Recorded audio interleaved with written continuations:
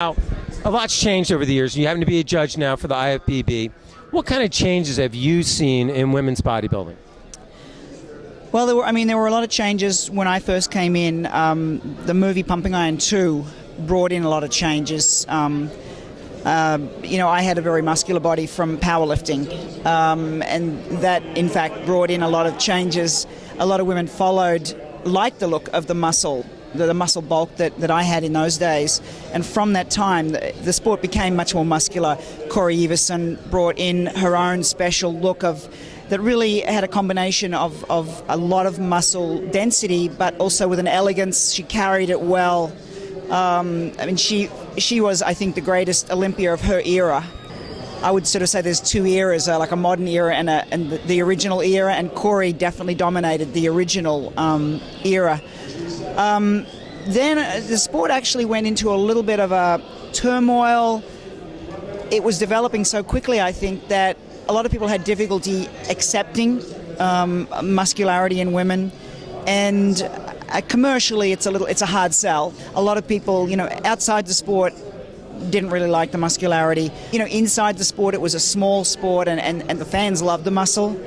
And I think for a little while it kind of went like they tried to almost control the muscularity, and there was always the femininity issue, the balance of feminine, and it's a tough call. So the sport went down a little bit in muscularity and then came back up again through the 90s, late 90s and into the new millennium.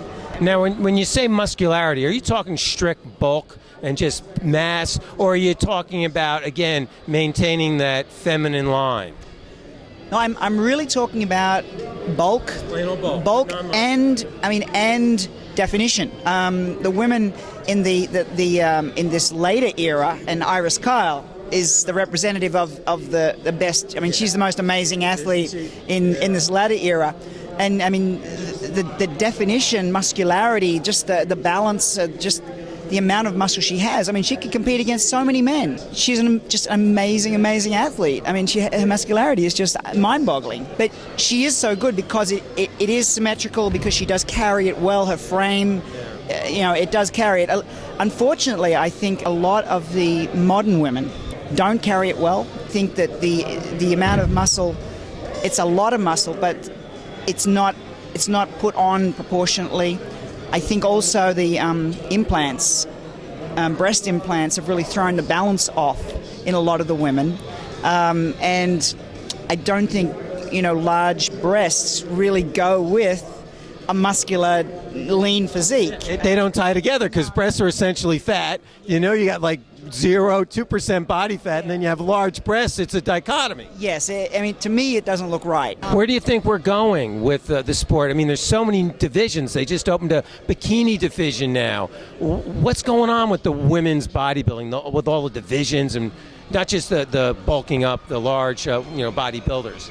Well, I think the NPC is really trying to open up a venue or an area for all women who train and who are interested in health to compete. Women with good bodies love to show it off. And so by having bodybuilding, they're now introducing women's physique, which is going to start this year, which is kind of in between bodybuilding and figure. So it's kind of a little more muscular than figure, but not as bulky and as hard, defined as bodybuilding. So it's sort of more of a pretty muscular. Yeah, it's kind of in between. How do you keep all this straight as a judge? Really, we're up to 5 women's divisions. How do you keep it straight? Well, there are guidelines. There are strict guidelines, and when you've been in the sport and judging the sport for as long as someone like me, and the judges have been judging longer than I have. Well, that's only 4 years, Bev, right? Because you got out at, I think, 27, and you're 31 now. So yeah, a little older. What are your goals as an adult woman when it comes to weight training? I like to be strong. I was a world champion powerlifter. I love the feeling of being strong. And I think it's a wonderful, I encourage women to get stronger, because women are not naturally strong usually. I was lucky. I was fairly naturally strong. It's an incredibly amazing feeling, an empowering feeling to be able to lift heavy weights. And I think that, women, I encourage women to get strong because, as I said, it is empowering. It makes you feel competent, capable.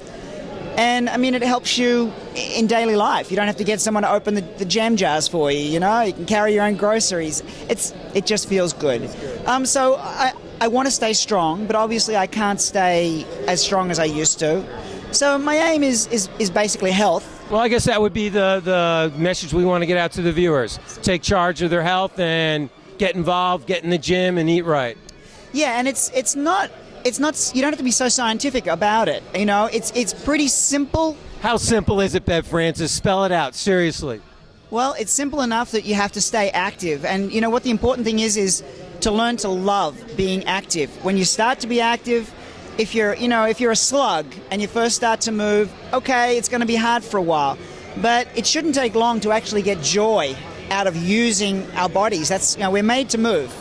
And if we don't move, we become worse and more of a slug, and we lose the value of our bodies. We're physical beings, enjoy movement, and I think that's the really important thing.